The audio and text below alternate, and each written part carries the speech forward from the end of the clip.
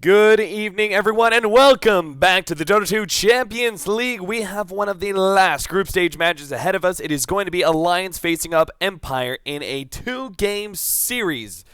Should be a lot of hype around these two. That's right, the Empire of Star Wars facing up against the Alliance. It couldn't get any more classic ending to the Dota 2 Champions League. We are going to jump into the draft right away because I have to welcome in my co-caster. That's right, I have a co-caster for the first time today. Remaining. Blaze is going to be joining me. What up, buddy? Not too much, man. Excited for this 5 matchup. Got a lot of seconds Star Wars remaining. references primed and ready, and Good, of course, just looking at these teams, I'm really Reserve excited to see time. them in action. Because I mean, Team Empire and Team Alliance, both of them have kind of gone through a bit of a growth spurt over the past few months, Alliance's or turn even to just few ban. weeks. Like they really have started to impress across the board. They're kind of vying for that top 10 position in EU and even moving into top 5. Like they're really up there as far as the tier 1 teams go, and 10 they're seconds both remaining. they've grown a lot. They've shown a lot of potential. Obviously, 5 you got to witness seconds that remaining. firsthand at the Join Dota MLG Pro League, and Alliance, obviously, just throughout all the tournaments they've been Reserve playing time. recently, have shown a lot more strength due to better direction. I mean, fucking Matt on the draft, Nikwa, really talented in the offlane, kind of came out of nowhere. And just overall, I really like the way Alliance is moving, and I'm interested to see how the draft progresses, how the mechanics in the game, how smooth those are going to roll, and just overall how this Clash of the Titans comes through. So this is going to be a very, very Team Empire's questionable turn match. to Actually, for both ban. teams. If you technically look at it, Team Empire could, if they lose both of these games, go 7-7, which would be a bit unfortunate for them. They would still be good. It would still actually keep themselves above Ninjas 10 and Pajamas and seconds Power Rangers. So I remaining. guess it doesn't impact them that much. They would just end up tying with Alliance 5 for seconds one of those remaining. top slots. But Alliance are currently sitting at 5-7. If they want to tie up with the rest of the team and keep themselves somewhat alive, Alliance's they have to turn be to able ban. to pick up one win here up against Team Empire, in which they have a tie between Power Rangers and Ninjas and Pajamas, and they have to play another game. Or they win 2 games here up against Team Empire, and they jump over Ninjas and Pajamas and PR. 10 So seconds very important. remaining. Alliance have to win at least one game here in order to keep themselves alive in the Dota 5 2 Champions seconds League. remaining. Yeah, and already opening both drafts pretty strong here. The very smart Wisp ban from Alliance, because Empire have been drafting that when they get the Alliance's opportunity. turn Obviously, to AK pick. picks it up too, but they didn't get the first pick opportunity. And Empire, of course, banning out the sniper tree because that's Mad's go-to. And it seems to be pretty much the best way to optimize the current metagame. It's not the most enjoyable to watch, but it certainly is the most optimal for many teams. So very understandable that that's going to be banned out, and would not be surprised to see the same bans for Phase 2, even though the pick order may change. Maybe Alliance will 10 leave Wisp in, try seconds to grab it for remaining. themselves, but for Game 1 here, Empire's going to pick up the Queen of Pain Earthshaker 5 early. A lot of seconds potential remaining. damage, even potential gank opportunities on the mid lane, where Earthshaker comes in, quick Fisher, Queen of Pain just Reserve gets that time. extra bit of time and damage, and you're actually going to be finding some kills from her. Axe and Skywrath, though, decent to respond. I mean, Axe can be either a reactive pick, it can be an initiative pick, and then Team Skywrath Mage is Empire's very good turn to at dealing pick. with the Queen of Pain spell set. So overall, I like the kind of pickup progression for Alliance. They're obviously showing that they want to take fights, they want to be involved in the map, but the Phoenix pick can be very risky. You're relying a lot on your Berserker's Call taunts to make sure that you lock down 2 or 3 when the egg comes out. Yeah, this is certainly. Actually, going back to it, why do we have the Phoenix and the Axe? I was just 10 naturally thinking, seconds oh, remaining. yeah, it's Nikwa's hero, the Phoenix, nice pickup. Generally, I think it's one of his better remaining. offlaners. Nikwa's gotten a lot of flack for being on Alliance, but I think Phoenix is probably one of his Reserve better ones, time. right next to Spirit Breaker. I think he actually does pretty well on. But I guess this is going to be a support Phoenix, in which case the Axe running the offlane, unless they do something super aggressive and run like a one-position Axe with an offlane Phoenix, but I highly doubt that. Seems much more likely that we continue the trend of putting Loda on a nice hero that is able to farm up a bit more than Axe, right? Like, it's not like Loda is incapable of running like early aggression, right? He's been able to run Slardar, quick blink dagger. That's been kind of a Alliance specialty where they pick up Loda, get that fast blink dagger, get in the game, and try and take over from there. So it's not like they're incapable of allowing Pycat to perform that hard one position. But Axe for me would be like a little bit too aggressive for Loda. Alliance's turn to Yeah, pick. there's a couple ways they have run it in the past that they could. They have run Pycat as a safe lane axe farmer, and they put Loda in the mid on a right click core, and then they have the Phoenix with that. Or the last time they had both of them, Team both the Empire's Phoenix turn to and pick. the axe, they actually had a dual off lane of axe and Phoenix. Nequa was on the Phoenix, and fucking Mad took up the axe. So curious if they would actually attempt something like that. It was just against a tier 2 team, so not really sure if that's a really good example of how the matchup's supposed to play out, and if they got a good feel for it, if they were just testing the waters or not. But we'll see actually a really good pickup here. Alliance's We'll turn to figure out the ban. lanes as things go along, but seeing Empire pick up Magnus and Silencer here, I mean, what better heroes control the fights? Silencer is so good at breaking down that chain of initiation. Even if Axe gets the taunt, as long as Silencer is there in the back, he's able to stop the follow-through with 10 Light Strike seconds Arrays, with remaining. Phoenix, negate the potential egg. Like, you could easily kill Phoenix before he gets his 5 ult seconds Supernova off, which is remaining. huge in the fights. And then, of course, Magnus is just going to be huge here. Not only because they have a great Magnus player, but because they're going to be able to buff up whatever Kara they want to be able to dish out tons of damage. Yeah, I'm glad you pulled that up because I was like just struggling, going like, how is this going to work? That makes a lot of sense. I forgot Pycat. I remember that game actually. Pycat playing the Axe. I also remember the Axe Phoenix combination. I'm not sure if it was actually Empire's Alliance that I watched turn that, to but I ban. remember watching one team run that as a dual lane. I don't think it was Alliance though that I watched this game, because I think they actually played the Phoenix as a support, where in that game that you're describing, it almost sounds like the Axe is the support, or 10 Yeah. seconds Mad was actually remaining. okay. So Mad playing kind of a support Axe sounds kind of 5 weird. seconds but- remaining. Definitely is, but he got farm in the end. I mean, I think the Phoenix emphasized his farm earlier, but the Axe still Reserve was able time. to come online in full. And that game, going late, any hero can go from a support to at least that kind of a pseudo core and Yeah. really make an impact on the game. So I just kind feel of like depends on it's the going to be timing. that dual lane though, because the Lina pickup is such a Pycat hero. You know, do you agree with that? I mean, and Yeah. I just don't see them running Skywrath Mage and Lina as supports. You know, the Yeah. Lina as a support in this game, just Yeah, it is pretty weak, honestly. I think the Lina would be very beneficial as a solo mid, and if they run that dual lane, then we just have to make something work with Skywrath, right? Like, so Skywrath plus a carry is not a hard lane to come up with. You're going to be able to pretty much choose your pick of the litter there. It looks like the Slark is going to get through, Alliance's which could turn be a to good pick pick. for either side. So I think that might be something that Alliance might want to grab up. Alliance, they banned away the Spectre. Team Empire already did have a nice little combination, I suppose, with the Silencer. The Silencer is already going to be a pretty good counter to the Lina no matter what, right? I mean, you pop the Yule Scepter on somebody, and all that Silencer has to do is get that call from his ally, and he can go ahead and 10 global silence and seconds essentially save remaining. that ally, and maybe they can even turn the fight.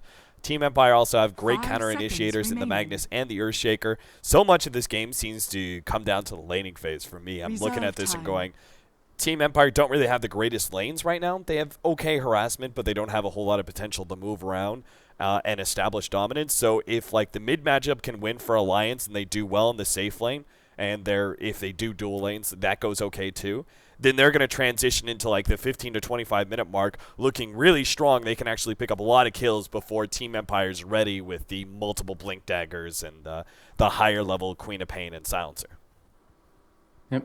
So they're taking a lot of time to think about this next pickup here, and it's a little difficult. I mean, there's so much damage and control coming from Empire that there's no ideal pick, like 100%. Like, there's going to be a lot of heroes that can do good things in this situation, but still going to be risky picks. And I mentioned the Slark, there's a lot of AoE control. 10 I like seconds Morphling against remaining. all of these like hard stuns, but he's kind of weak against the Silencer in some 5 situations. seconds remaining. But trying to find what will work best for Loda. We've got the last couple seconds of reserve time, and they do go with the Sven. So very recently they've been Team running a lot of Empire's Sven turn to Darkseer, pick. but this is kind of the first time that we're going to be seeing a bit of Sven Axe. Hopefully similar potential with the clustering mechanism of the call, but it's definitely no vacuum. Yeah, certainly not. And this means that our lanes should still be the whole dual lane situation. Skywrath Mage babysitting the Sven. It's actually kind of a scary, very aggressive dual lane. The Sven, of course, kind of similar in the Wraith King in that you do 10 have a lot of seconds offensive remaining. capabilities. it just comes down to whether or not you actually get that kill with the 5 stun that you seconds throw out, remaining. or you miss it and you're completely out of mana as a Sven. Sven especially, like I think Wraith King actually Reserve can throw down time. like 2 stuns, you know, sometimes in the like 10 20-second to seconds 30-second remaining. period of each other. But Sven is just such a low mana pool that he practically 5 exhausts it seconds all remaining. by using that Stormhammer early on. Team Empire going to go ahead and grab the Lifestealer. I like this pickup quite a bit. It's pretty good versus some of the stuns out. Doesn't have to worry about the Lina necessarily. Not really caring about the Sven too much. The high armor of the Sven is going to be a bit difficult for the Lifestealer to deal with, but I think generally speaking it works well with the synergy of Team Empire. Initiating, pop the Global Silence, Lifestealer pops out of either the Magnus or the Queen of Pain, and they just go to town. Definitely. I think the Lifestealer is a really smart pick here. He is going to have issues with both the Axis Call and the War Cry, but if you can wait those out, you can maneuver better against them, maybe wait for the Infest play inside like a Magnus or a Queen of Pain. A Queen of Pain has your auto-Infest bomb because she blinks in naturally, and the Magnus will build that up pretty quickly. And I kind of feel like Empire, even though they have a great 5-man 10 lineup, seconds. can actually go 10 for a lot of seconds gank plays remaining. in between those big cooldowns, and that works really well. I mean, just 5 Queen of Pain, seconds remaining. blinking forward with a lifesteal inside you, and Fest Bomb, and then you pop like a Global Silence. There's no way to respond to that. There's no way to actually like address that threat, and it feels like you're just going to get torn apart really quickly. So again, he has issues against Prepare Sven, for against battle. Axe, but if he can bypass that, find the time where he can do the most damage. I have some pretty high expectations for this last pick, and we'll see the lanes break down a little bit. Fucking Mad is going to be running a support Lina, and it makes more sense when you consider the Sven. Sven gives perfect setup for the Lina stun, and it makes it a lot more reliable. Yeah, certainly. This is going to be more interesting than we expected. I think this means dual lanes, right, still? But it's going to be a dual lane mid, I'm presuming, with the Sven. So Skyreth Mage Sven still mid, and then Lina with the Axe, I guess? Or Lina... Well, last time Pycat played Axe, he still played at mid, so I mean, maybe really? they could be confident in that matchup, and just obviously has a ton of tangos, so no matter where he goes, he'll be able to sustain. But they could still put low to bottom. Obviously, they're just moving around for the 30 runes right seconds now, to but battle. I could see either a dual lane or a tri-lane bottom with the Axe on the mid lane, and then they give him stacks, and he can rotate into the jungle as well. Right. In which case, that would free up room for the Lina to be able to get more experience soloing that bottom lane, while the Axe goes ahead and jungles, getting that faster Laguna Blade. Empire going to be caught out here. The first stun laid down. Light Strike Array to follow it up. Resolution will be your first blood. Loda claims the last hit on that one. Pycat also setting up on the Bounty Rune. An excellent start here for Alliance with their kind of unique laning setup and their draft as a whole. But already with a great start like this, the 100-100 going to both of them, plus the big bounty of first blood for Loda. Going to be a significant jump in their power in the laning phase. So they are going to be running the Sven and Skyreth Mage mid up against Resolution's Queen of Pain. Skyreth Mage is such a good hero versus Queen of Pain. This is why I really like the dual lane. Whether it was Axe or Sven, I didn't really care too much, but the important thing is Ake zoning out the Queen of Pain. Super good. Yeah, and of course, bottom lane, you get an Axe versus a Magnus, which is a great matchup as well. You're able to just use the wave Creequilibrium to get the auto spins onto the Magnus and make his life pretty miserable. So overall, the bottom lane should be going at least slightly in favor of the Axe, and then obviously this 2v1 is going to just stomp the Queen of Pain. So far, I am thinking this setup is really awesome. Empire are running, kind of a weaker kill potential duo in the Silencer and Earthshaker, especially with Lifestealer in lane. He doesn't provide that much unless he gets in close with the Lifesteal, or sorry, with the open wounds. So, this whole entire setup I think is pretty good. The dual lane of Lina and Phoenix. Match just going to be enough to kind of keep the Silencer a bit zoned out. Neekwa's not going to be forced back entirely. The Silencer is such a good counter to the Phoenix too. So the fact that they ran that dual lane made sure that the Phoenix wasn't totally countered out, because Last Word is such a powerful ability against Icarus Dive.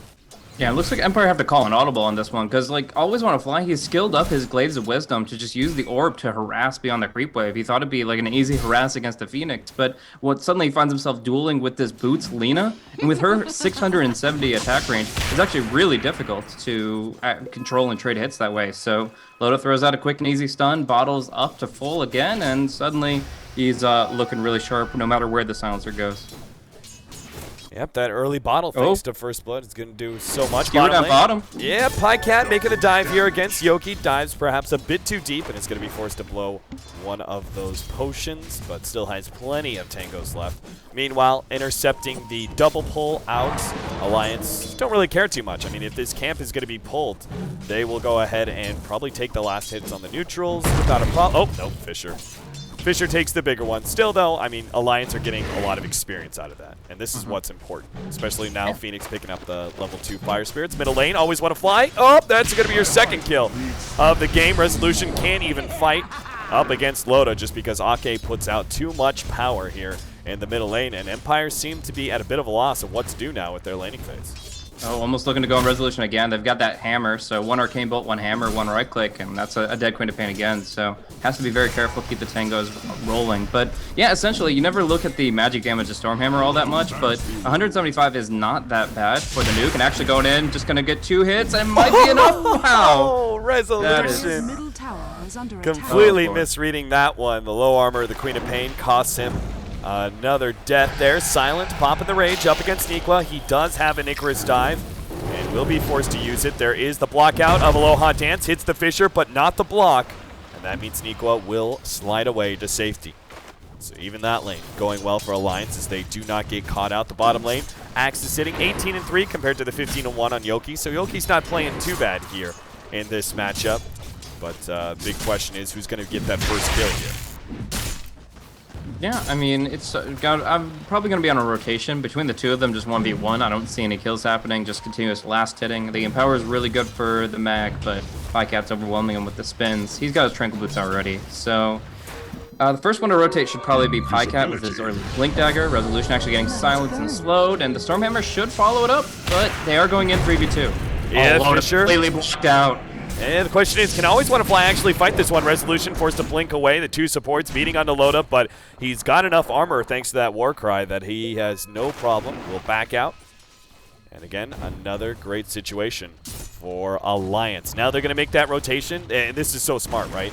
They got Nikwa. I mean, the important thing was just getting level 2, so you had Icarus Dive and Fire Spirits. Oh, they get the kill in middle. Queen of Pain caught the last tail end of that one. Queen of Pain dies. Alliance pick up yet another kill. Going back to it, right? Mad got some decent amount of experience because it was a dual lane, but now he can actually 1v1 up against the Magnus at bottom. Only being 1 level behind him is not too bad. Pycat goes ahead in full times jungle, and Nikwa should be fine because he's got enough levels that he doesn't need to worry about the Silencer or the Earthshaker's harassment. There's a Phoenix with level 4. Once you get level 2 Fire Spirits, you're a threat to any support that comes forward. Queen of Pain's going to come bottom here, but the thing is, Mad just picked up the Tranquil Boots, so unless they get the perfect combo on him, they'll try. Shadow Strike does connect, but they need the Skewer too. I don't think just Shockwave will do it, but Mad turns, double stun coming out. That is beautiful, and now they're going to get the rotation they need to shut down Resolution. Resolution trying to deed his way into the trees. Nice Skewer back as well. Light Strike away lands, and Resolution unable to make the blink out. Yoki now chased down by Alliance, but should survive. It was a really good Skewer by him, but it still did not manage to save the Resolution Queen of Pain, and what a terrible start for Resolution. It really doesn't get much worse than that. And that's just the timing of when fucking Matt got his Tranquil Boots. Like, a support Lina should not have Tranquil Boots at that point in time, but because she was able to be a little bit invested in the top lane, makes her rotation without a TP, just walks down, she's actually able to pick those up at a great time where she has more health than they expected. They expected her to be like 60-70% HP. She was pretty much 100, and that chase went far too long. So they end up getting punished heavily, 5-0 now, and if they can get a silence or even just a concussive on Silencer, they can dive him. They certainly can. Their own ward, setting them up for all these runes. Unfortunately, Empire's ward is at the bottom part of the map, so it doesn't really give the security there to Always Want to Fly. Fortunately, he was sitting far enough back that he doesn't get caught. 5-0 though. 5-0. 6.5 minutes in. And Empire feeling the hurting right now. Silent is going to do some jungling, and they will leave Resolution at the top lane, who's level 4. 6.5 minutes in. Bottom. Yoki, he should get, I think he's going to go for, if he goes to the next creep wave here, he could easily get stunned out. Pycat's getting a little impatient about it. And there's so much potential for them to just actually pick Yoki off, even though he has a haste rune. You think of it, that's a near immortality rune for some, but in this situation, they have so much lockdown. They have the light strike rate and then 2.8 seconds of taunt that they could actually get him in Culling Blade range fairly easily. So that's very risky for Magnus, to be honest with you. And then, of course, there's no risk to the Lina because Tranquil Boots keeps her at full HP. And Magnus, he just doesn't do the damage by himself. He needs a +1. Fire Spirit, so obnoxious. Hits both of the Empire heroes who were trying to farm up the jungle. And almost snatches Silent there again, who does have an Infest ready to go. I'm thinking he's probably going to have to use it on one of these hard camps slowly to get his HP back up while he jungles. Looks like he's going to make the commitment to not recovery Midas, because Lifestealer is one of the few heroes that's not behind on Empire. But seems to be that Empire, generally speaking, are not going to be able to, especially since the laning phase went so poorly, they're not going to be able to be real aggressive around that 15 to 25 minute marker. So they might as well just have the Lifestealer fully commit to farming at this point.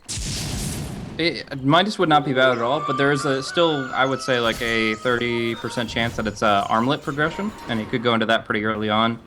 He's already got mobility tools with the phase boots. He's got the setup with the Magnus. So essentially, if you get empowered when you have an armlet active, and you get like actually like a 2 or 3 man dream or while Loda finds that stack, that is actually huge. Yeah, this could be really, really bad. Really, really, really bad.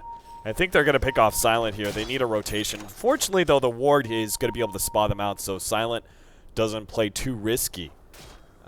He shouldn't be caught here. And I don't think Loda has enough damage by himself, so invisibility is actually going to be wasted. So that's unfortunate. He does see the stack, though, and maybe that's something that Alliance can set up on for later. Yeah, I mean, as long as the global is not available, which I always want to fly as, not even level 5, then yeah, I think that's something they should look to contest. So Yogi's going to make his move that direction, but if they go for a good smoke play with Axe's Blink Dagger, they can absolutely contest that. So building up the Eul's Scepter on Mad. Mad has also had some, like, it's the little things, right? But he's also been playing very well with his Tranquil Boots against the harassment of the Magnus Shockwave plus the right-clicking. He keeps on dropping his Tranquil Boots right before he gets hit or right before he does out last hit, and that's actually kept him pretty much full HP in this lane, despite the, like, early on that Shockwave harassment was so harassive to him. But it's the Tranquil Boots that keep him in lane the whole entire time. And is what can allow Mad to actually be like a kind of 3.5 position now. He's level 8 by 9.5 minutes in. That's incredibly high for a support. Like, you only see that really rivaled by like an Enigma or something like that does jungling so quickly. Yeah. So, I mean, he's looking really good for himself. Obviously, is even a threat with the Laguna Blade now available, and Eul's will be coming out pretty soon for him. The Magnus did end up getting that big stack. I guess if the Axe had his blink then, they probably would have gone, but instead they make the move up top. So we'll see that the Magnus is not involved in this whatsoever, has a TP, but no blink, so it should be over before he can get involved. Should be a 3v1 on the Queen of Pain. Yep, grabs resolution, and with the silence, not even necessary, the Culling Blade will finish him off. I was going to say, the silence kind of ensures that Queen of Pain doesn't make it out, but not even necessary. The nukes are more than enough. And as we get into the 10-minute marker, let's take a look at that net worth. We have a Sven with 4,700 gold, 4K on the Pycat Axe. 4K also on the Silent Lifestealer, but everyone else on the side of Empire are falling behind, particularly that Queen of Pain at only 2K net worth. Silent is going to be going for that Midas, like you mentioned, so he's just going to clear, actually go for another stack for the Magnus, but he'll probably Midas one of these creeps, and that will give him a bit of a boost back towards where Loda's at right now, but it just seems overall, actually getting the nice combo there. Aloha Dance is just farming nearby, but finds a very nice spot to actually send in the Fisher, and they're able to just completely burst down the Phoenix, which is going to put their first kill on the board, actually.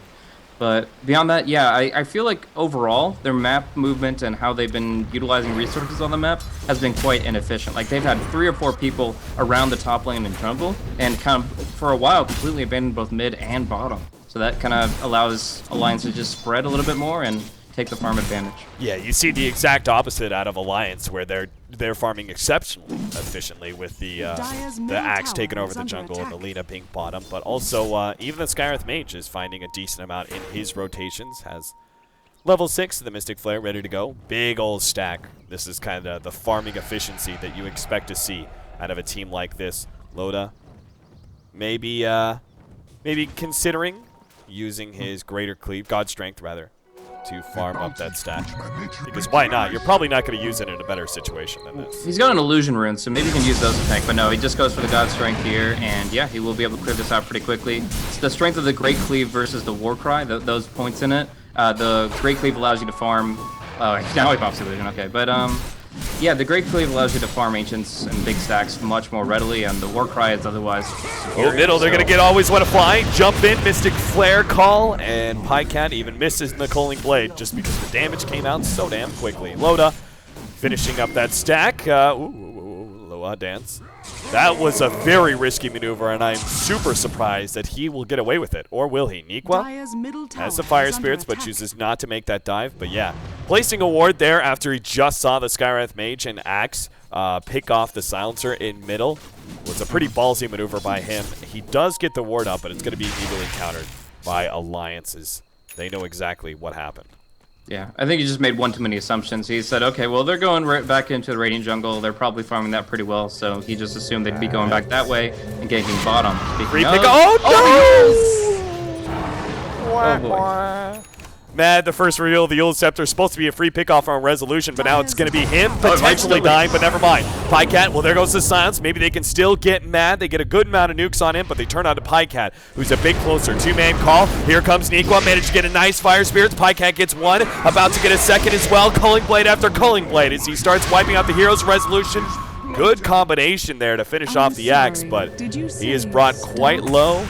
And is actually trying to juke and jive his way. He doesn't realize nobody was actually going for him, but Resolution needs to blink himself away. Will blink to the side, TP out. He knows that there's going to be a rotation out from Alliance. Loda and Ake were both hoping to pick up that kill. But 9-2 now. Empire, they get another kill on the boards. In fact, they got... That was their first two kills, right? That was the Silencer and... there was one already. There was one from the top lane when they killed off the Phoenix. That's right. So the Phoenix was their first kill, the Axe, their secondary one, but... Sonic Wave is like the only thing that's actually gotten kills. It's just, they're pretty much the thing that they've needed to this point to actually get that much damage out. But that's all about to change. We just got Blink Dagger on Yoki's Magnus, and it's going to be very shortly, the Armlet on the Light Skiller. So those two together makes it very possible for them to have the teamfight damage they need. Meanwhile, Loda diving very deep. Yep, Loda's going to be picked off. Matt actually using the Laguna Blade on Always Want to Fly while the Mystic Flare cleans up two. Nicely placed. I actually was seriously questioning Matt's commitment there. Not using the Laguna Blade on the free Earthshaker, but then instead trying to get really greedy and go for the Silencer, but that's because he had the communication with Pycat. Pycat knew he was going to be able to jump in, get the call on both of them, and Culling Blade one, Mystic Flare finishes up the other. And because of Matt's decision, he almost got the extra kill there. Just one last right click on the Silencer would have gotten it. So in the end, Matt actually making very intelligent decision-making. Good communication as a whole. I feel like Alliance's draft and teamwork is on point here. Yeah. I mean, right then, like, usually if you take a carry and you blink skewer him into your tower, into 3 or 4 people, that should just be a free kill. That should be completely clean. But the way that Alliance can react very abruptly and, as you said, just split the damage exactly how they need to, they're just able to just execute on a level slightly higher than Empire, and Empire is still kind of scrambling for control. No RP now for a while. The tower is going to go down for sure, and now at least they get to spread the map and try to catch up on farm in a just like, since they can't fight, they have to go and just individually go for the creeps. Pycat making the blind to blink call just to see if he can find anybody. He'll actually be going for Yule Scepter. No Force Staff, no early Vanguard, nothing like that. Yule Scepter instead. Why do you think that is? Just purely because of the Silencer? Or, hold up, Yoki in some trouble, Skewer, but is not going to be making out. Niqua catches him with the Urn and Fire Spirits, enough to claim another kill. Well, one aspect, though, they're going to be able to take Roche off that too with the Mask of Bandits coming off cooldown in 12 seconds. God Strength up now on the War Cry in play. But as far as the Yule's progression, I mean, first of all, it's a perfectly fine time for it. Like, it's only 16. I think I lost Blaze. Alright, he just picked up for the Sven, Yule Scepter. Almost there for the Axe. We'll have Blaze finish talking about that. I'm going to close the call on him and see if we can't get him back. That was awkward. Never had that happen before. Loda, maybe another tower is going to be available. This bottom tier 1 tower is dropping quite low. Let's see, what else do we got? Niqua picking up the Hand of Midas, pretty standard for the Phoenix. Blaze, my man, are you there? Yeah, I hope so. All right, cool. Sounds like our Skype call just died or something for no reason. Something. Yeah, I think my microphone might be screwing up. I don't know, but no matter what's going on, as long as you can hear me now. Doesn't look like we're going to have anything happen unless Empire massively rotate bottom. So, Yule Scepter over Vanguard over Force Staff. Thoughts? Well, first of all, the Lifestealer Feast is being maxed out at this point, so Silent is able to do a lot of damage to high HP heroes. Just because you get the VIP booster doesn't mean you're that much tankier against him directly. Because of the Feast, you're actually giving him a lot of potential HP to chew on. If you think about the potential survivability of a defensive Yules, then 2.5 seconds is almost equal to the damage you would take from a VIP booster anyways. And then you also get extra benefits. Like you have the option of going offensive with it, catching somebody out.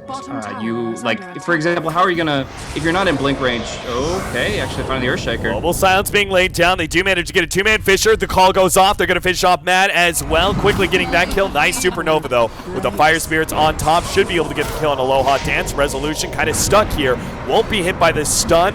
Has a blink up in just a second. Will be able to TP out, it looks like. As Mad Call, not up in time.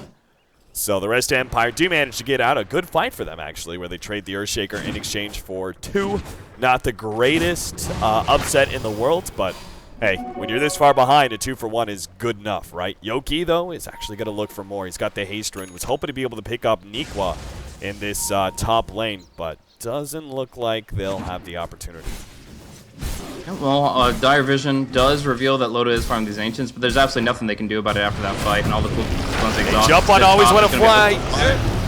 Fire Spirit's going off. Always Want to Fly is going to take out from that one. Mystic Flare also doing a good amount of damage. Pycat trying to get away from Silent is successful in his venture. He pops the Yule Scepter onto Silent, just trying to draw time, and they will be able to get him, too. The Laguna Blade is enough damage, bursting down the Lifestealer, and Empire thought they were counter-initiating, but turns out they're just adding more fuel to the flame as Alliance pick up kill after kill. Yoki also going to be called off here, and it's 3 of them.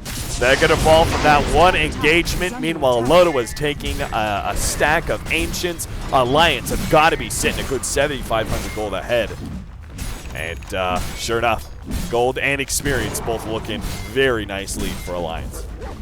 Yeah, very nice. Lotus just hasn't got his BKB, for crying out loud. Like, just farming up while his team is winning fights is absolutely dominating this game. The initiation is perfect so that Loda doesn't have to go for like a blink dagger or anything. Just as long as he's quick on his feet, which he certainly is with the Mask of Madness and Warcry, he's able to get in the fights. And now, when Warcry is active and BKB as well, he's nearly immortal. Like, even if he takes 30% more damage from the Mask of Madness, he still has so much armor and complete immunity to magic that they really can't do too much to him. So it's just really good. And I mean, now Pycat has the Yule Scepter, so good opportunities to pick people off. The Earthshaker, for example, roaming around. It looks like he's caught out. I mean, he can try to TP. It looks like the jukes might be enough, but yeah, okay. He'll be alright since the Radiant don't have any vision around here, but it's just like, in this position, you can actually just use the Yule Scepter as a way to buy time for the next set of cooldowns. The next Warcry, the next Berserker's Call, that's a plus 40 armor buff or a plus 16. Like, that's all you have to do is just have one armor buff in play, and you'll be able to live through the fight, HP or not. Now, there is something to be said here. The Yule Scepter Axe was actually an older idea. That used to be a really good setup because you would actually Yule Scepter and then call, and as they came down from the Yule Scepter, they would actually still be attached from that call. So you could do it at like the last half second, they would automatically be called down. I believe that's no longer the case, correct? That has since been changed.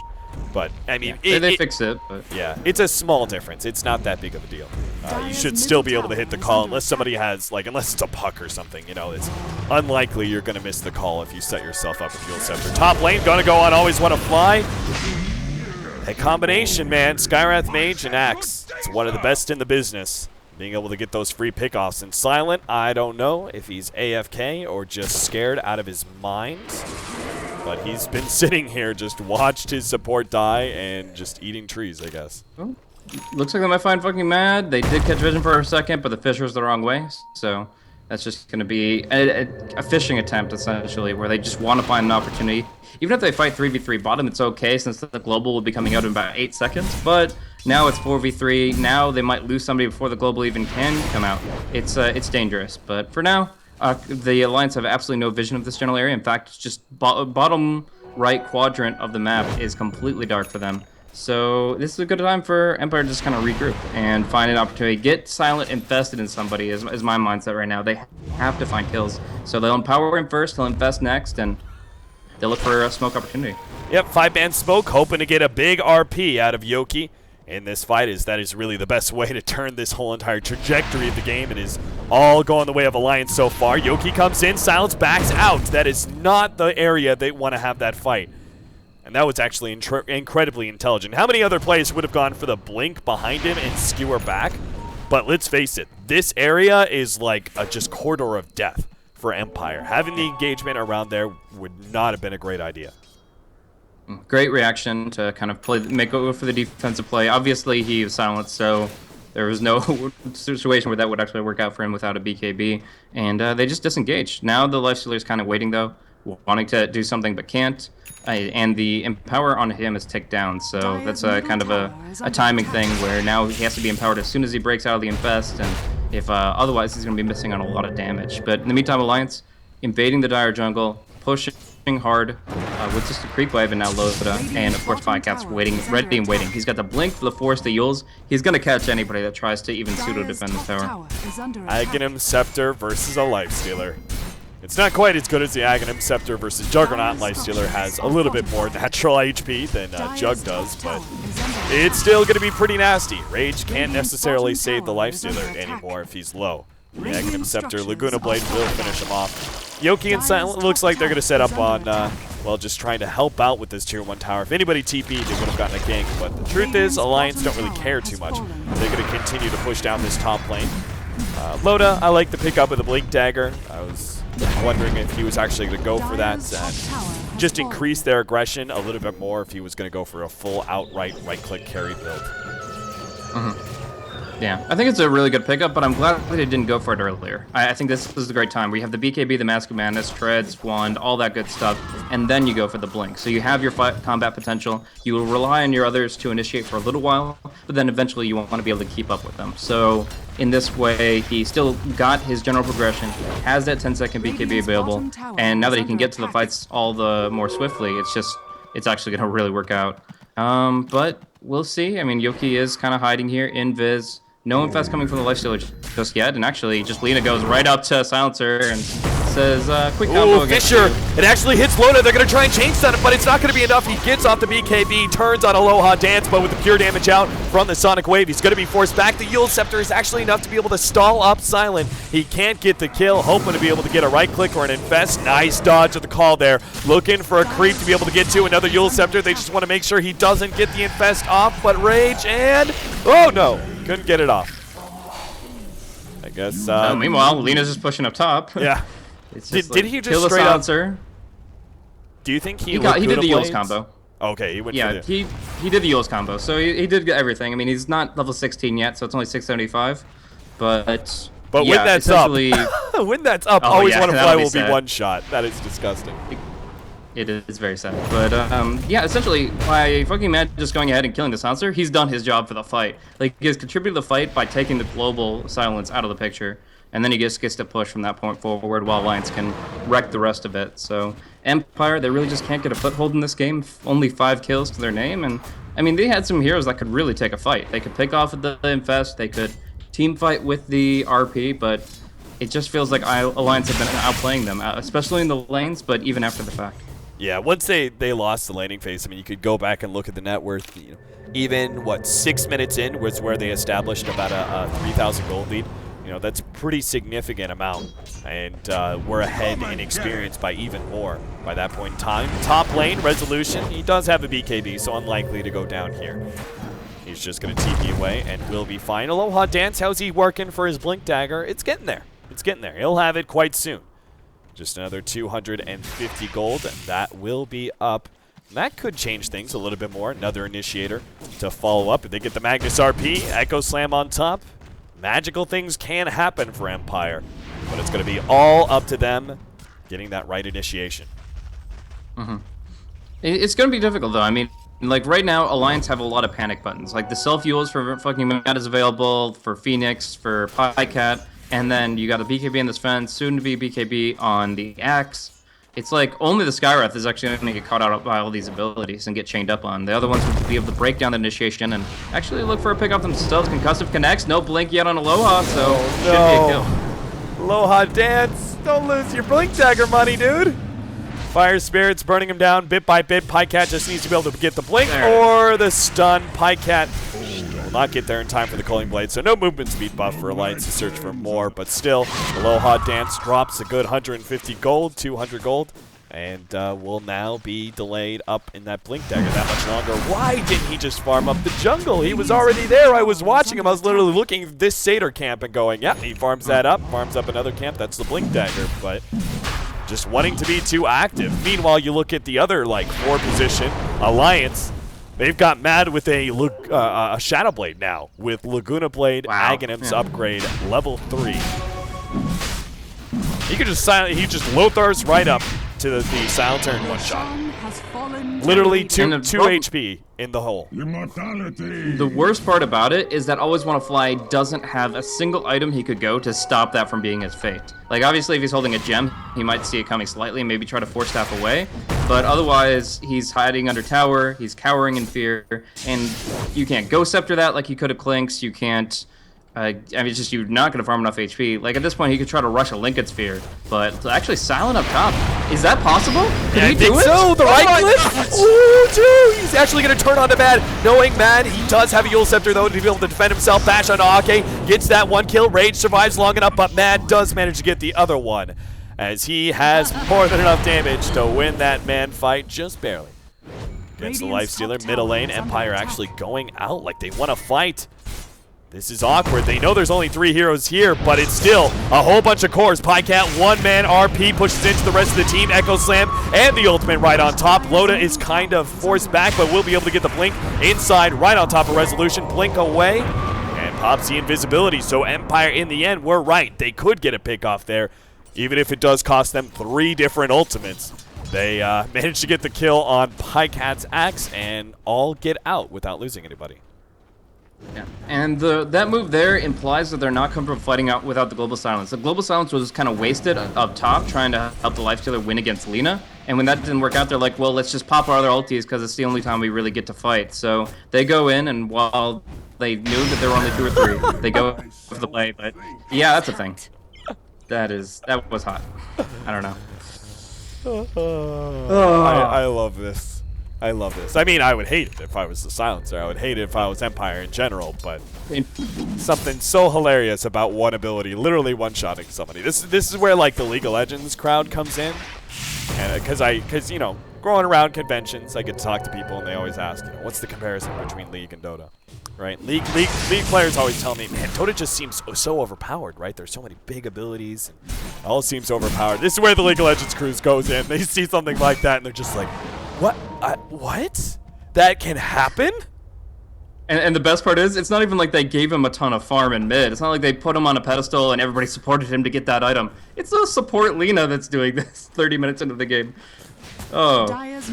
Pretty ridiculous. Tier 2 tower is going to fall here in the middle lane. Empire not likely to contest, not without their ultimates. No RP, no global silence, and not even a sonic wave is up. Speaking of which, Resolution, what do you need to go here? Is this a Scythe of Ice? Do you think the disable is a necessity for Resolution? Dire's middle tower maybe a Lincoln's to throw in your silencer so that he doesn't get one shot? I don't know. Scythe is fine too, of course. It's going to help a lot against the Sven, but Sven's 9 seconds into his BKB, so it's not like you're going to be able to wait that thing out. I would actually say Lincoln's is a possibility, but no matter the case, I think it's just more important that everybody gets farm across the board. Obviously, the Lifestealer for damage purposes, he needs to finish his AC. And Silencer, if he could just, you know, buy a Bracer, an Iron Branch, something to get over 948 HP, that'd be nice. Sad part is he needs I think he needs 2 bracers, right? Because all you have to do at that point is Alina, right click with the Shadow Blade active and then Laguna Blade, and he probably still dies. Magic Wand though. Yeah, he's got a Magic Wand in between the hits. That's true. That's true. That's actually the saving grace right now. if he can get a little bit of HP, just a level, He could potentially get off the magic wand charge to save himself. Then instead of right clicks, right, he just dragon slaves. Yeah, exactly. Or Yule Scepter. Yeah, you when get like you get killed by a Yule's. Yeah. You're sad. You can get like 600 more HP as the silencer, and you will still die to the Shadow Blade into a Light Strike array, and like he's just chain stunned from there. There's no the damage potential burst from the Lina is like upwards of like 1700 if you lead with the Light Strike array. So what's the way up for Empire? Right now it's farming the Lifestealer a ton. Silent is 17. He's got 14.3k net worth. AC coming out, but yeah. Anywhere, nowhere feels safe. Aloha dance. I don't even know. How does Mad not find anybody here? He's like shadow plating, looking for someone, but he goes through this pathway, doesn't see Aloha Dance, doesn't see Yoki over here, doesn't even see Resolution, who is hiding farther down. And they're going to assume no one's here, which could make the... All right. Always want to fly. I thought you were staying in base. He was sitting at the tier 3 tower. I thought he was actually going to sit in base. Now Empire scrambling to get out. They got spotted, and Yoki, silence up, has no skewer away. Could have tried TP, but don't think he was going to make it out. They're just doing a spy check on the trees here, just making sure nobody else is hiding out there because they're coming out of the woodwork, but... Yeah, I mean, they don't even force out the BKB of the Sven. They just get cleaned up, and yeah, just buy an Iron Branch Silencer, please. Like, it's only Laguna Blood that's thrown out right now. Just something to survive. But he hasn't done the math. And the tier 2 tower is gonna go down very abruptly. There's pretty much no fight without the Magnus. You're going the wrong way, Silencer. Stay in the fountain, friend. Stay in the fountain. It's the only way. It's the only way. I mean, because if he continues to get picked off like that, there's eventually going to be a situation where they need global silence and he's dead because he got picked off. Oh, by yeah, and he's dead right again. now. Oh my god! He does not learn. Always want to die is real right now. God. He does not learn. Oh god. Why? Like, the rest of the team knows to stay inside the base. Why don't you? Why don't you, Silence? Well, he's apparently looking for the thermal exhaust port on this Death Star, but it seems to have gone into Rebel hands. I don't know. The Emperor's going to be very disappointed. 26 to 7, 35 minutes in. What's that gold lead like? Almost 14,000? Over 15,000 experience. We've got a Scythe of Ice finally picked up by the Queen of Pain. That's their opportunity to maybe burst somebody down, but... yeah. Assault Cuirass up for Silent. Something. Kind of feel like you needed Abyssal Blade just for the raw damage. I mean, normally I would say yes. You can go AC after the Basher. You know, I feel like that's pretty standard. That was the way to build on Lifestealer back in the day. But when you're so dramatically behind, I almost feel like going all-out offense is the best play. But well, the AC does give his team more attack speed against the Phoenix Egg, which gives them hope of actually trying to bring it down. Soon enough, Neeko will be level 16, and that'll be kind of shattered a little. But you know, at least for now, they have attack speed. All right, listen, Chad. Don't give me your nonsense. Don't give me crap for the fact that I miss a Laguna play. Like an instant kill. It's literally instant. All right? Don't you give that crap to me. Speaking of it, oh my god. It's like missing a Zeus ulti kill. It's like, what? It's like Zeus hit it, just can one-shot a support from anywhere. Yeah, it's hard to catch every single time the Lina just hits a button. But Scythe of Ice. Suddenly, Lina has a sheepstick, and she's third on net worth. She's about to pass the Lifestealer, and Fucking Mad was supporting the offlane at the beginning of this game. Like, I feel like something happened over the past 36 minutes that gave Lina a little bit of fuel on the fire. Have you ever seen Mad this farm? No. I mean, he's often playing like 5-position type stuff. Yeah, like exactly. He's even 6, 7 position. Like he tries to give Ake the potential to carry the game a little, but in this case, he's just like, yeah, I think I'll just go kill people, and it's worked. I mean, the lane. I think I'll go all the way back to him picking up the Tranquil Boots at the exact time he needed to survive the bottom lane and get involved in a turnaround and get a level advantage over the Magnus that was in the off lane in the first place. Like he just had a great laning phase after he rotated bottom, and obviously Silencer it's still 948 HP. But yeah, I have not seen Matt at this level, not ever, and I don't know if he ever will again. Like this is the best game for a 5-position support. He's 500 GPM, and he's second in net worth over the lifestealer there. All right, 10 to take a quick Roshan. They got Aegis and Cheese available, so that's something, right? Alliance are not going to be here in time. Even though they are rapidly moving in this direction, it looks like Roshan is actually going to go down. Pycat sight the Feist up. They're going to try and just get out as best as possible. Pycat pops the BKB, Global Silence being laid down. Resolution and Aloha Dance. Somebody pick up the Cheese. They just need to get out. Silent, though, wiped out. Aegis and Cheese picked up by the Queen of Pain as the rest of the team tries to escape. Always want to fly. Oh, he's actually going to get out? Oh, wow. I just assumed, you know. Always want to fly, dead again, you know. That just seems to ring true all the time. But 2 heroes go down in exchange for the Aegis and Cheese, but the problem's going to be that advantage that they just bought themselves is going to cost them a Rex, because Lifestealer's down for 50 seconds. Back for more. Yeah, essentially. I mean, there's no way around it. I mean, you can try to do everything you can as a resolution here. Aegis, Cheese, BKB, Hex, but in the end, as soon as that Laguna comes up, the lines are going to be confident on the high ground. Is this a fake back? Are they going to smoke? AC for Loda, countering out the AC buff from the Lifestealer.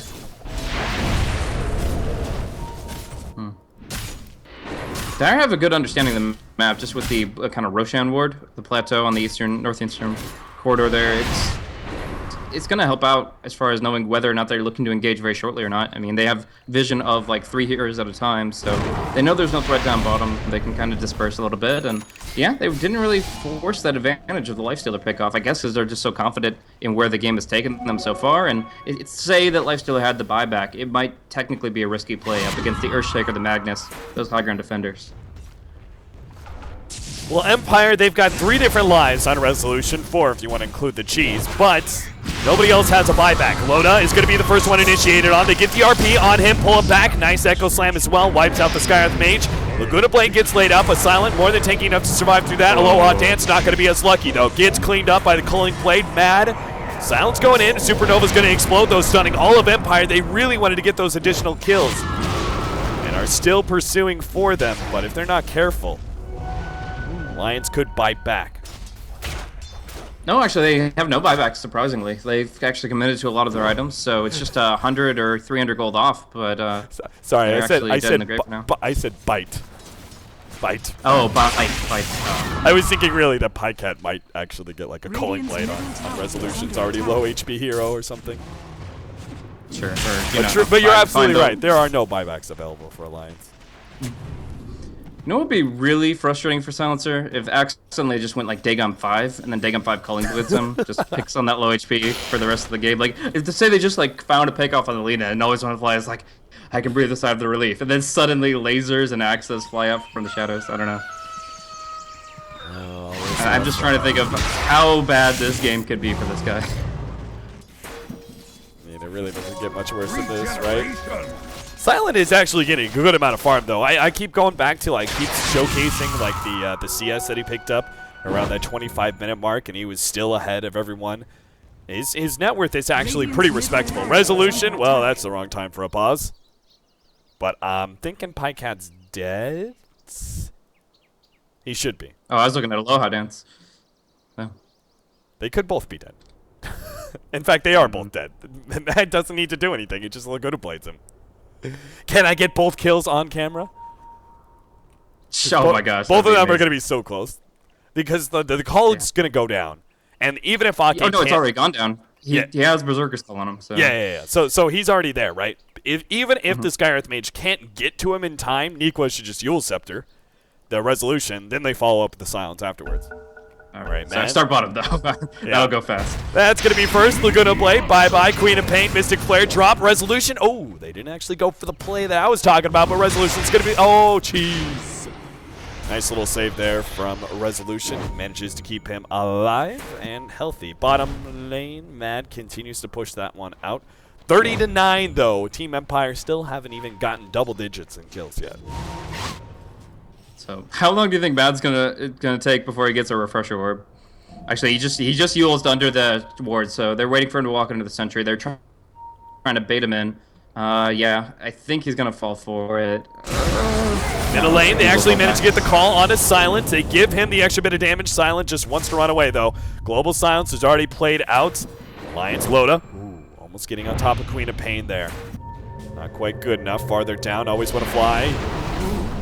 Super close. Super close. Getting hot and heavy in here.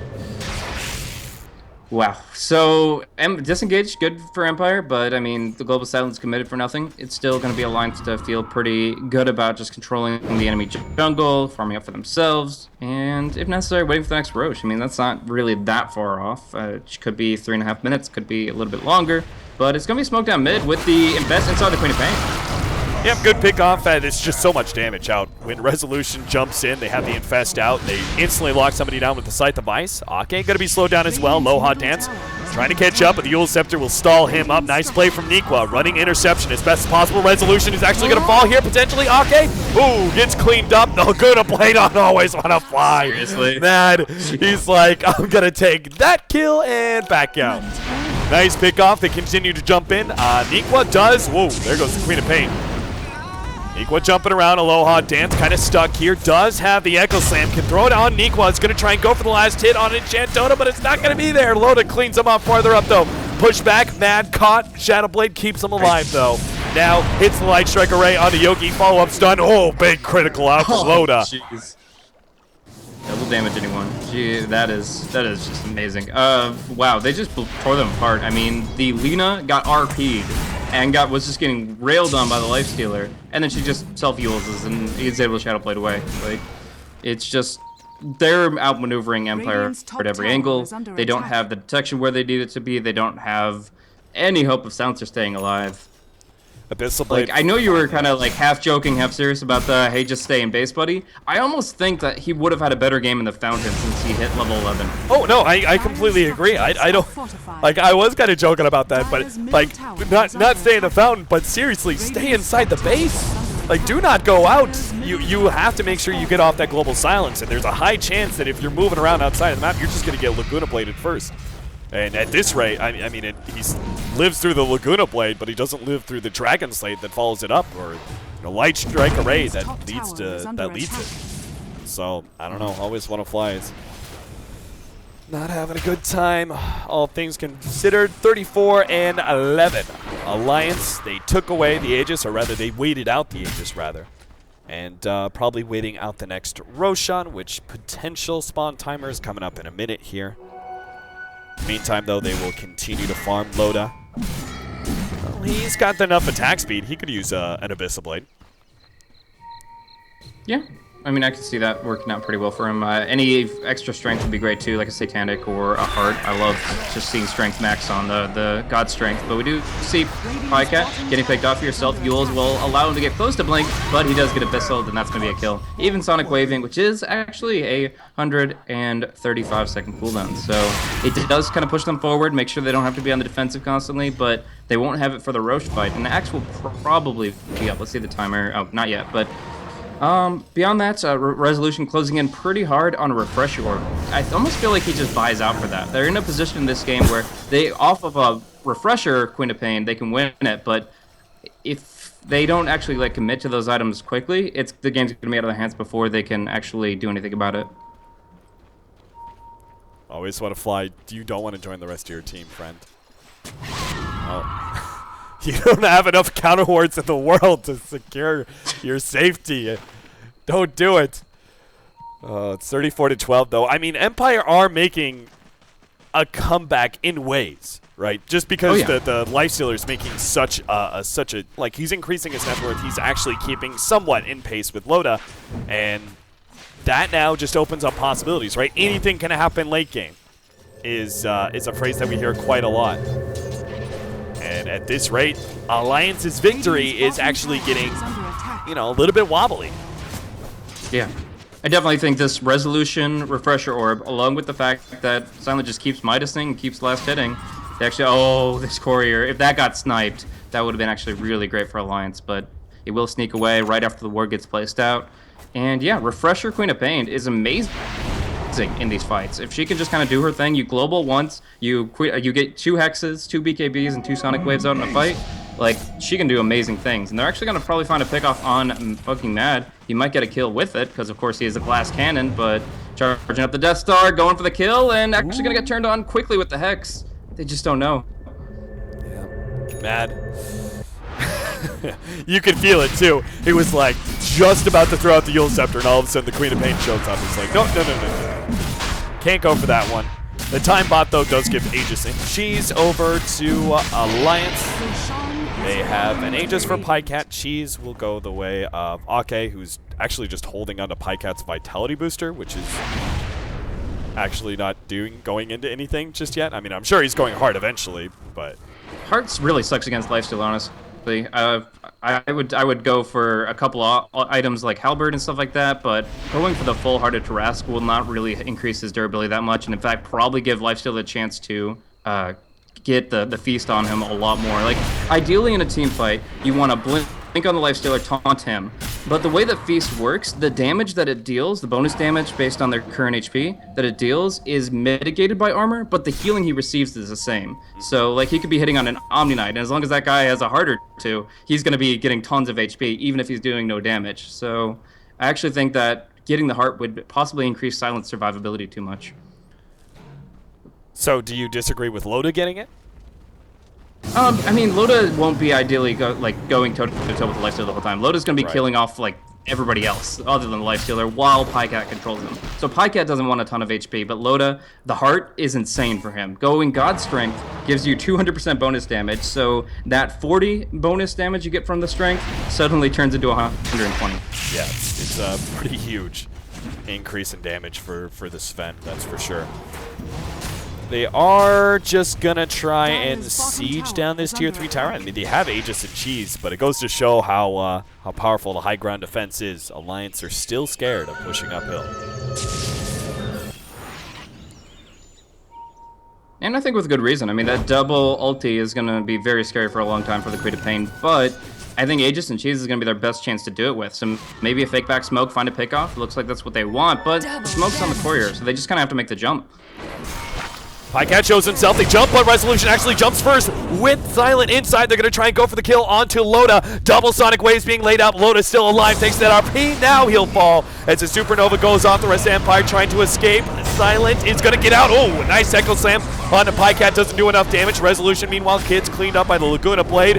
One carry is down, but Mad is still very much alive and hunting for more. But we'll be able to find it. The buyback there from Loda, and they are actually going to continue to push out. Yeah, I mean, Mad just goes in, finishes off the Queen of Pain, drops the gem on the deck, and he still hits really hard. Ulti or not, like, his right clicks are actually insane now. They're healing him up with the Sunray, and then he's keeping his Fiery Soul up as casting stuns on the ground. So he's going to be able to take these racks down quickly, and Loda's almost there. He actually just got to the mid lane. No blink, but just Warcry, Mathematis movement speed. He's here to fight. Looks like they're just going to give up both bottom and mid. It's the range racks mid, so that's not too big of a deal. But they know they kind of need still those disables out. Waiting for Alliance to overextend themselves. Mad misses the Light Strike Array. And they don't particularly want to go on Pycat, but he's got that Aegis. He's the first one forward. Loda starts cleaning up the tier 3 tower. Empire need to make an initiation soon, but it's going to be without any of their big ultimates. God Strength comes out, no fortification, the racks are already done, and Silencer living with 50 HP. Magic Wand used in between the hits. It's the dream survival, but all the same, you've lost your entire base. Yeah, Empire now going to have to fight up against Mega Creeps for the rest of the game, but I don't think this game, number one, is going to be very long-lived. Seems 50 minutes in is where it's kind of destined to end unless Empire makes some sort of miracle. Alliance are just too farmed in too great of a position.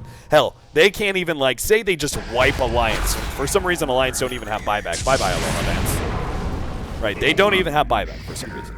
Held your feet to There the is fire. still tier 2s and tier 3s up. All of them on the side of Alliance. So it's not even like you could quickly get into the enemy base and go for the throne. That's not even a possibility. Well, we'll see what they can do. They've got their double RP. They're gonna... Right now, the biggest problem, I think, is that Lifestealer can't clear out the Mega Creeps as well as he could if he went for, like, a Mjolnir or something like that. Like, the Queen of Pain can ulti them down, and the Magnus can help with the Empower, but it's just not as clear-cut as... And he's gonna have to tank quite a few of them. So yeah, overall, I think the problem is they just can't hold against these creep waves more than. I think they could actually probably take a fight if everything goes their way. Like they have that possibility. The fight down bottom, it happened so suddenly, and the fact that Alliance were initiating it gave Loda the time and foresight to pop the BKB before anything could happen to him. If he gets double hexed, that's a completely different fight. The Queen of Pain doesn't commit nearly the same resources to Loda alone. He got RP'd, he got Abyssal, but he didn't get hexed once. And in fact, the Refresher Orb came out, I believe, with the sight still off cooldown. So Resolution only got one hex out entirely. Side? Actually, Loda? now Loda. Oh, nice Force Staff away by Ake. Or rather, from that, actually. They're going to be able to try and blow up Silent. The Global Silence goes down, and Silent on the retreat. RP manages to hit two there. That's a good setup. Silent's going to come in with that cleave, trying to deal with Matt. Double RP, holding in Loda even further. They will be able to get that kill. Nikwa, in the meanwhile, gets your shake in the background, stuns up Yoki. Akang is going to die on the left-hand side. Nikwa chases down the Silencer. At the same time, Resolution barely living. Mad looking for more, but underneath the counter ward, Silent's going to be on top of him. They have Resolution coming in, but at the same time, the throne's going to die soon. The tier 4 is getting wiped out. Supernova number 2, but Silent quick to be able to take it down. No, the call just in time. Resolution, the Supernova explodes, and Resolution will end up dying here. Culling Blade to wipe him out. The throne, 1000 HP, 500, it's over. Empire, as much as they wanted to keep this game going, game 1 will end up with Alliance taking it, and they have just tied themselves up, keeping their hopes alive in the Dota 2 Champions League.